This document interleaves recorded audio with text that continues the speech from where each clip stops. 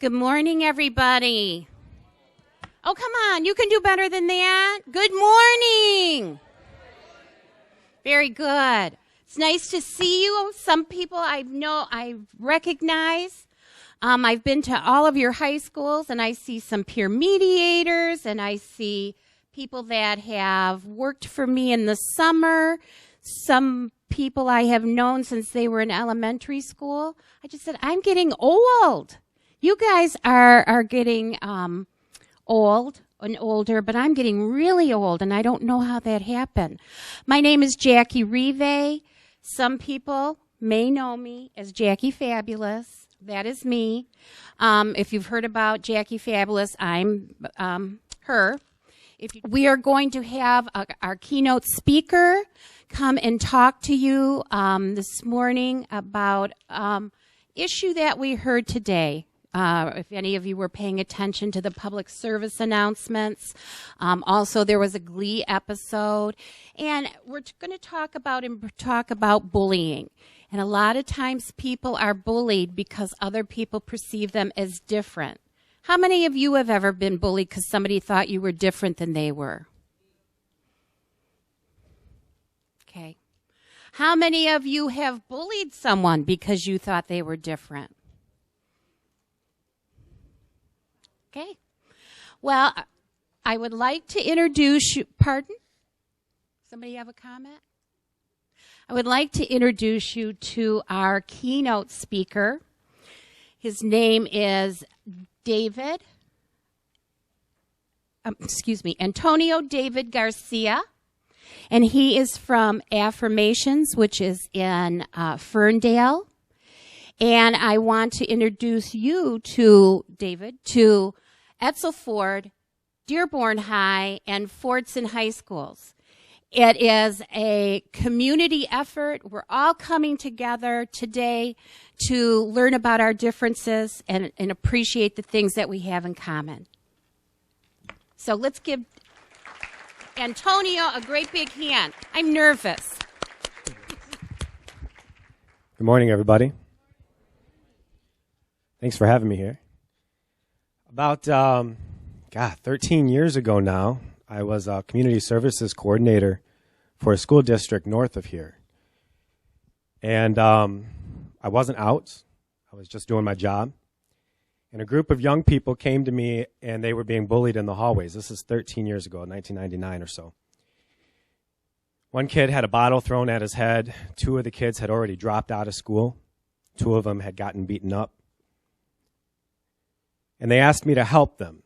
I was coaching as well, basketball and baseball. I love sports. And I said I would help them, that we would do an after-school support group. We didn't know what to call it. Back then, there were no such things as GSAs, if you know, Gay Straight Alliances. But I was determined to help them. I grew up in this school. I grew up in this community, and I was going to help. A lot of these kids I knew very well. So I said, you should be proud of who you are. You don't have to hide, and I'll do it with you. So I came out with them. And I told the superintendent that we were going to start an after-school support group to help gay kids. And he said, no, you're not. And I said, yes, I am. And I got fired. And that's when I found out that you can be fired in the state of Michigan for being gay. Still can. 13 years later, it's still legal. Or perceived to be gay. You don't even have to be gay. They can just say, we think you're gay. Or you're acting too gay. So you're fired. And it's legal. So we tried to help anyway, and we ended up starting a support group at a local church that was on our side and tried to get the kids the help that they could. So when I talk about bullying to you today, we all see it in the hallways. I saw it growing up in school. I wasn't out in school, and I was an athlete, the smallest on my teams, but I was still an athlete. I know what goes on in the locker rooms, at least 13 years ago, about coaches, who would try to motivate us and call the other team sissies and worse. So I know what that feels like. And I've also bullied at times. I have an older brother. He's a year older. Do any of you have older siblings? Usually the older sibling's the one that picks on the little one. I was like a Calvin from Calvin and Hobbes. My brother was afraid to come outside because I had booby traps everywhere. Everywhere he stepped, it was like he was going to get hurt. And one day, I come from a Mexican family. My dad's full Mexican. That's why I'm a Garcia. But I look like my mom. My brother looks like my dad. So very dark-skinned Mexican. And we got in a fight, as siblings often do, and it was pretty heated. And I called him, how did I put it? My mom and dad met in Japan when my dad was in the service, and he was born in Tokyo. So I called him a brown crap stain, except I didn't say crap, who was adopted and should have been left in Tokyo. And the look on his face was worse than any trap that he ever fell into in the backyard. And he told on me. So he told my dad, and my dad only spoke to me in Spanish when I was in a lot of trouble. So he said, ven acá aquí, and took me out back. We lived on a kind of like a farm. And we went way out back to this tree, and he had a hammer and nails. I was like, what the heck are we going to do? I hope I don't swear today. So we go out to this tree, and he says, I want you to hammer this handful of nails into the tree. And I'm like, what? I want to go play ball, man. My friends are, we're like, I got to get to the sandlot. So I hammered a couple in about not even an inch in, and he said, no, hammer them in. So I hammered what must have been 20 nails. Now I'm mad, right? He left. He said, I'll come back. So I'm out there in the middle of the woods hammering 20 nails into a dang tree. And I was mad, so I'm nailing them. So by the time I'm done, these nails are deep into this tree. Bark's gone. And he comes back. He said, okay, now take them out. What? Take them out? He said, I want you to take those out. So now I'm digging into the tree with the claw to get all of these nails out of the tree. 20 nails later, I'm looking at this poor tree, and it wasn't a fully grown tree. It was like an adolescent tree. And he said, I want you to look at that. I'm like, I've been looking at the thing for hours. He said, this tree will never heal. It'll be okay. It's not going to die. But I want you to come back and look at this tree ever so often. And I'm telling you guys, to this day, sometimes I'll go out there and look at that tree, and you can still tell where I did that damage on that tree. This many years later. You can tell. It looks different. It's healed. Didn't die. Bark's back. But you can tell a difference between above and below my spot, which is much higher on the tree now. That is what words can do. And sometimes, oftentimes, words are far worse than getting hit sometimes, although that's plenty bad too, obviously. How many of you know the It Gets Better campaign? Anybody here? The It Gets Better? It's on YouTube. It's all over the place. President Obama's done an It Gets Better video. Drew Brees has done an It Gets Better video. Secretary Clinton. And it's a message out there that tells young LGBT kids, gay kids, that someday it will get better. But I'm here to tell you that while it does get better for everybody, not just gay kids, because we all know bullying isn't just a gay issue, right? People are bullied because, I don't know why, because of religion, Muslim, Catholic, Jew, because they're fat, overweight, short. Like I got bullied a lot just because I was small. There's a million different reasons kids can get bullied. We all know that. And it does get better when you get older. Most adults here will tell you when you reach college, high school, and then college, it does get better. But I'm also here to tell you that it can get better right now if you're getting bullied, because there are some adults out there that can help. The state Supreme Court in our state, back when it was a little more liberal, there was a court case, Hudson School District. Kid was getting bullied, beaten up. The school district came in and they brought in some outsiders to say, we want you to bring in an assembly. And the kid got a talking to. But the bullying didn't stop. This kid kept getting bullied over and over again, no matter what the parents did. And so it goes all the way to the state Supreme Court, and the school district says, we tried. We addressed it. But the final decision that the state Supreme Court of our state made was if the bullying doesn't stop, the school district is liable. So if you are getting bullied, I have some cards over here on this table that you can go get. Let us know, and we will work with your school districts to make sure that it stops. Now, that said, I want to challenge you. When I was a kid and playing sports, I always liked it when my coaches kind of raised the bar, not lowered the bar, told me I couldn't do something or challenged me. When you are sitting at a table and someone's making fun of somebody and you say nothing, why do most people do that? They want to fit in. They don't want to stick out. Now, this isn't an exact analogy, so I don't want you to think that every kid that doesn't say something is gay. But for me, a lot of the times that I stayed quiet growing up, it was because it was, in my mind at that time, it was nobody's business. This isn't your business. My sexuality is not your business.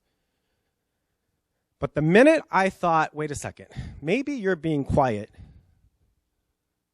because you're afraid of what people will think of you, that's when it switched for me. Well, wait a second. I can't be afraid, right? If you are staying quiet when bullying is going on, when you see it in the halls or when you see it at your tables, what does that say about you? That you're willing to fit in and not step up to a challenge? Let somebody know? And if you're doing the bullying, what does that say about you? It's like in the gay world where there's certain guys out there that are like, whenever they even hear the word gay, they're like, oh, not me, bro. I'm not gay. As long as it doesn't happen to me. And then there's other straight guys that are like, I don't care. People can be who they want to be. I accept them. I'm not gay, but I accept them. What are you doing at the table or when you're walking down the hallways and you see bullying? And what does it say about you? Does that make sense? Does that challenge make sense to you? If you're quiet, silence might as well be violence. Look, close your eyes for a second and think about the person. Close your eyes just for a second. Play with me. Think about the person in your life that you love the most. The one person in your life that you love the most, and picture him in your head for a second. Now think about the second person you love the most.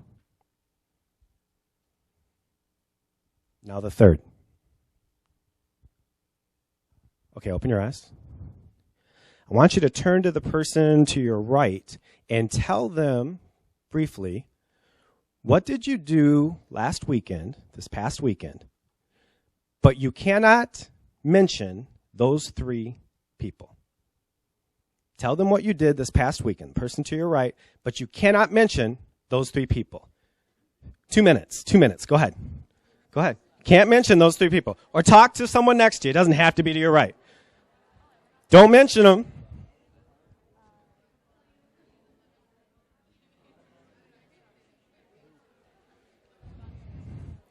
Don't mention them. Ask some questions of the people. But remember, don't mention those three.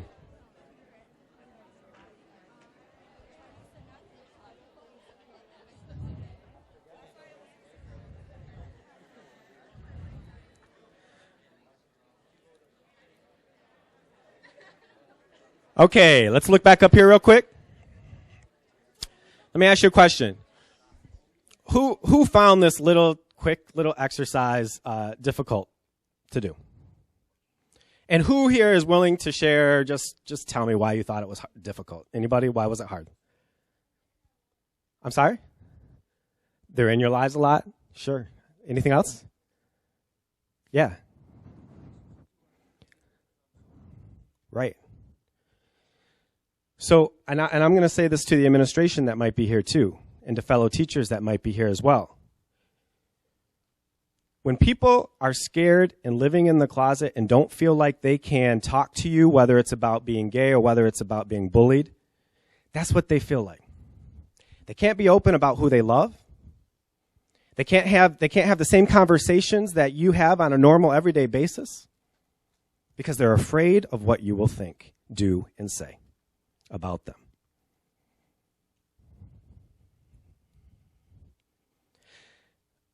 I never like to be one that just stands up and dictates and talks.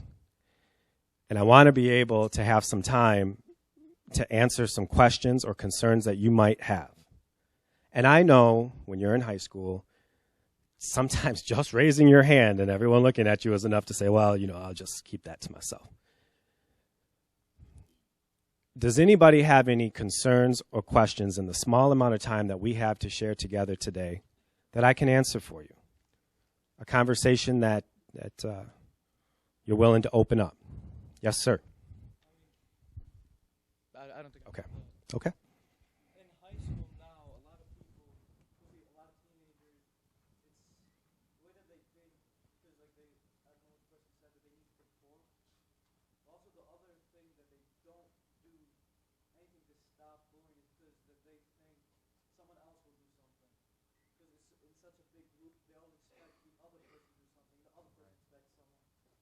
How can we give us a tip to break out of that mentality so that they're actually the upstander, not waiting for someone else to do something for them? Because that's a challenge you're going to face your entire life about many different issues. People always wait for someone else to do something, whether it's the environment, right? I don't need to pick that up. Somebody else will pick that up. So it's a challenge, I think, that you just have to ask yourself, am I going to be one of those people or am I not? And then the school districts need to do a good job of identifying those adults that you can go and talk to about this issue. Look, there's a big difference between acceptance and tolerance. The big word used to be tolerance when I was growing up and in college. But I tell you what, I don't want someone to say, you know what, I tolerate you. You're tolerable. That's crap. I don't want you to tolerate me. If we're going to be friends, if we're going to be humankind together, I want you to feel accepted by you. And that's an important differential that I hope you'll think about a little bit. The difference between acceptance and tolerance. No one just wants to be tolerated. What else? How much time do we have? I'm sorry. 10:40. Okay, good. Yes, sir. My question is this: that sometimes it seems to me like beyond the idea that people, are just waiting for somebody else. Sometimes people don't know what to do. I mean, there are some situations that are obvious, like of breaking up a fight or something, you call an authority. But there are many times, like smaller situations that aren't necessarily so contentious. But yet it's really, sending a message of like, you're not a part of this or you're the other or something like that. And people don't know what to do. That's my question is if that might be a factor. One thing I will say is that I do think all of you that I'm looking at right now, I think that even in those subtle ways, so you don't have to call somebody, the F word and the gay F word to recognize it as bullying or mean. A lot of the subtleties, you can't sit here, the eye rolls, the snickers behind backs, those kind of things. You know when that's going on. And I would go right back to challenging yourself in your own character. Are you participating? Number one. And then number two, are you courageous enough to look within your character and go to that person and become their friend and be acceptable, or accept them as your friend. What do you guys think? If a guy is bullying a girl, in my opinion, that guy needs to take a real look at themselves again. And the same with designer bag kind of stuff, right? I mean, if that's you're gonna put someone down because they don't have the as expensive bag as you, again, what does that say about you? And if you hear that going on from one of your close friends, wouldn't you say to them, "What was that? What was that about?" Yeah. One thing, I'm sorry, what did you say? I just forgot what you said. How do you feel comfortable and safe in stopping the bullying remarks? Well, I think like what I do usually is if it's, couple people telling them or like bullying someone verbally, not too harsh, but I'll step in there and tell the guys, what are you doing? Like, stop that. Like, obviously there's something wrong there, and they'll realize that they know. But I think it's more of like we don't notice that. Some people don't notice that they're doing it because, it's just a joke. So the bullies are tricking themselves. They think they're just joking. Everyone sees it as joking, not bullying. I think there needs to be a division between that. And either if it's not too harsh, wait till it's over, go and talk to that person, give them some encouragement. And, I mean, if it does get serious, go to the teacher, administrator, do whatever you need to do. So you gave us 3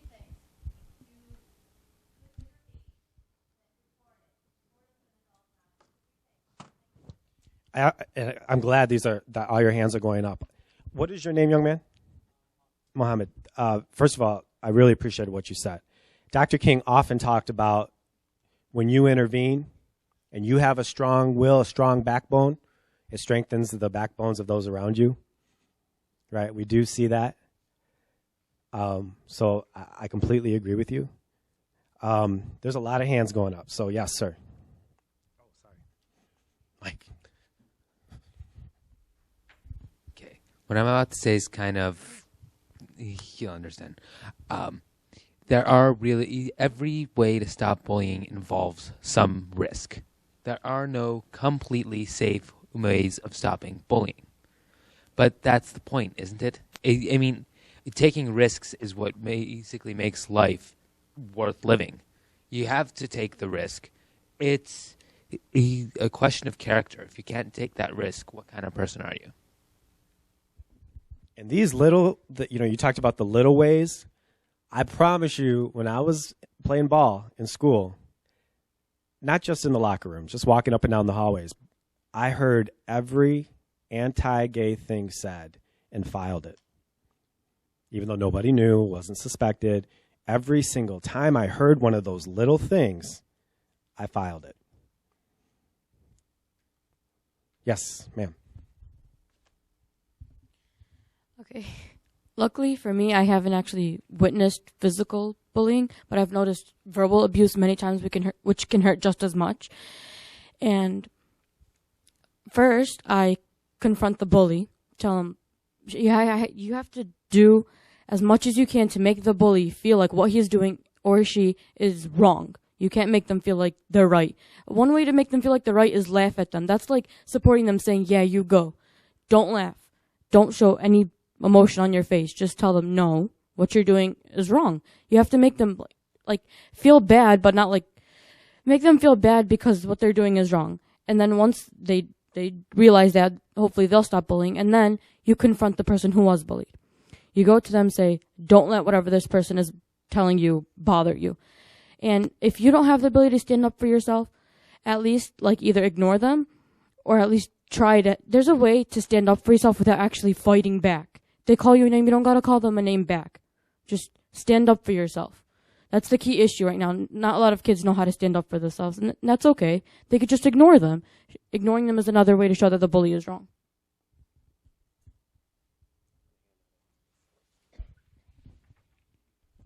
I just wanted to say there are also wrong ways of confronting them. Calling them a name, the bully, telling them to shut up, telling them all these mean things back isn't gonna solve anything. 2 wrongs don't make a right. So the way you do it is you make them feel kind of stupid about themselves just by saying, no, look at yourself. You don't look like a good person. You know, like, you tell them what you need to do, what they need to change. And then you tell them that it's not okay what they're doing. And you show them what they're doing, how it's affecting the person that they're bullying. And then you talk to the person that has been bullied. I mean, I go up to a bunch of people all the time in the hallways. Hey, are you okay? Just those couple of kind words can make someone feel much, much better about themselves. And things like suicide and all these things that happen because of bullying won't happen anymore. I love seeing all the hands. Yes. This is not really a way to like stop bullying or whatever, but like I just had something to say.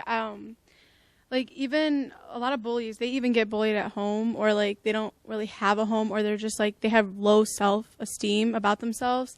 But like the best way, even if it is a bully or the bullyee or whatever, it's always good to just like smile at everybody in the hallways and just like stop and just say, hey, what's up? Like I remember some guy was just sitting on the stairs. He was so mad. I was late to my 5th hour because I stopped for him, and I still talk to him this day, and I still know his name. He's in my grade. I see him all the time, and he turned to his friends one day and he's like, this girl was so nice to me. And like that made me so happy because like I don't even know what I did for the kid. All I just was, hey.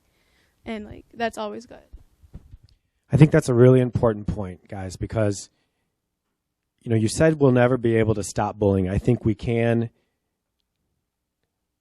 lessen it, but we may never be able to stop it. If that's true, and you see it go on, look, here's a story. There's a kid, when I was in school, was ready to kill himself, was going to kill himself that day. And someone on one of my sports teams, baseball, just happened to be walking by this kid, sat down next to him, and just had a conversation with him. I don't know why. But they developed a friendship. Later, that kid told him when they got a little bit older and they were graduating that he saved his life that day. Just by talking to him. So if we can't stop bullying completely, again, I think it comes back down to what can you do? What can you do? And what does it say about your character when you do or do not do something? So if you know someone's being bullied and you just take the time out to get to know that person or smile at least at this person or say hello, how's your day? You never know what that might do for that kid. Or you. Maybe that kid could be a good friend. But if all you're doing is laughing with your friends about something or someone because you're not getting bullied, and as long as you're not getting bullied, I'm not getting bullied. Really? That's the life you want to live? What else? Did you have your hand up? Okay. I think it's important to also, like, if you see someone being bullied and, like, say you go up to the bully, you don't want to be hostile to the bully because that'll probably fuel them more. So I would say, like, you know, try to talk to the bully, talk them down, and see what their problem is, you know. So maybe they'll think about what they're doing next time they want to try to bully someone. I think one of the main things how to stop bullying is, like, friends mostly, like, should really stick up for one another. And, like, if someone doesn't have friends, you know, like, and if you see another person, like, around in the hallway, you should just say, you know, like, you should help him out to, like, prevent the bullying or prevent him to be bullied. And, like, if that person really doesn't be helped to be, like, stop from being bullied, like, maybe 10 or 20 years from now, they're gonna really want to commit suicide, and all this bullying causes that person stress. And then that person that bullied the other person, they're going to be like, oh, what did I do? What did I do to this person? I didn't mean to. That's why if you stop it now, maybe it could prevent this in the future. Okay, just a couple more comments. I haven't gotten to that. I feel like people don't realize there's strength in numbers, and if you're too scared to go confront the bully yourself, like, get a friend who supports, like, who wants to do it as well, and then go up and confront them. I mean, if I'm doing something wrong and someone tells me more than once, I'm gonna believe them and I'll back down. Well, and I especially want you to think about letting the adults know, especially adults that you trust. I mean, the reason those kids came to me in high school that I ended up getting fired about, it's not so funny, but is because they could trust me, right? I was kind of the cool coach. They knew they could trust me. And you know that. You know the teachers that you feel you can trust and talk to and that are going to listen to you, and the administrators that you feel you can trust and talk to and they're going to listen to you. So talk to them about the bully. If you don't, if confrontation is unreasonable or you feel threatened or those kind of things, talk to that person that you trust. And I'm sure you all have that person in your school districts. But take the time yourself to go make a friendship, to let someone know that you're not like that you care about them. If that's the kind of person you want to be. We have like 2 minutes or so I didn't even come over on this side of the room. Does anyone have anything over here that's way over there? Okay, all right. Hey, good morning. How are you? All right, way over here. You got to talk loud. I just wanted to say that stopping a bully doesn't only help the person being bullied, it helps you. I know I've done it before, and I made a new friend, and she changed my whole view on life and friends, and I'm a new person because of her, because of everything she's been through. And she's one of those people who's been close to suicide. And I mean, it feels amazing to just be like her. She's been bullied so much, and she's one of the happiest people I've ever met. So maybe if we all look at everything differently, like if one of your friends is holding you back, maybe you need to change your friends. Maybe you need to change something about yourself. If you just take the time, you'll see that you can truly be happy every moment of every day, just like her. Okay, so because I have to wrap it up, one thing I wanted to say, when you and I were younger and bullying was going on and it reached a point that was too much, maybe the kids started crying or something in front of us, most people, even bullies, most, backed off. I've gone too far.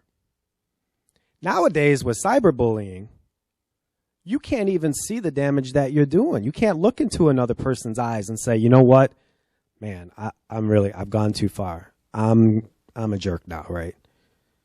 So cyberbullying, too, we have to be aware of and confront and challenge.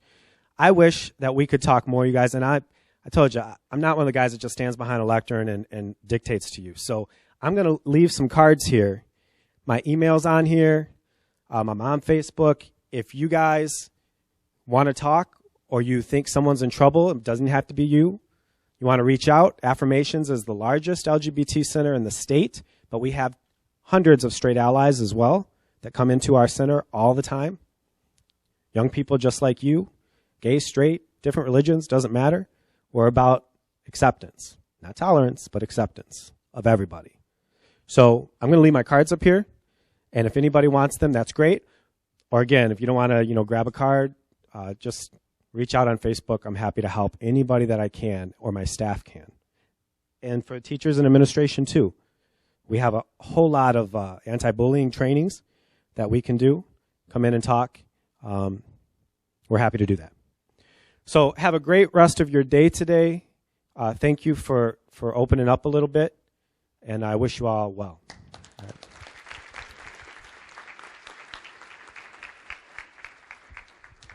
We could have Antonio, I'm sure, here for the whole day. You were wonderful, and the participation, the things that you contributed to this discussion were wonderful. Your teachers need and staff members need to go back and give you all A++s for the day because you were great. Two things I wanted to comment on was, one, words hurt. And if your parents told you that sticks and stones may break your bones, but words will never hurt you, that's not true. Words hurt. And like the tree that leaves a hole in your heart that can't always be filled in. So remember that. And also when I hear somebody say, oh, it was a joke. I was just joking. I was just kidding. I was just kidding hurts. Remember that. That's a kind of a lame excuse for saying something that's mean, and you're justifying what you've just said. So again, great job. I'm volunteering at Affirmations, so, if you want to call me and get the information, you can also contact me.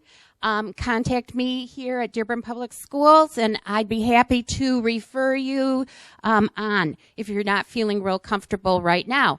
But great job. I think you should give yourselves all a round of applause.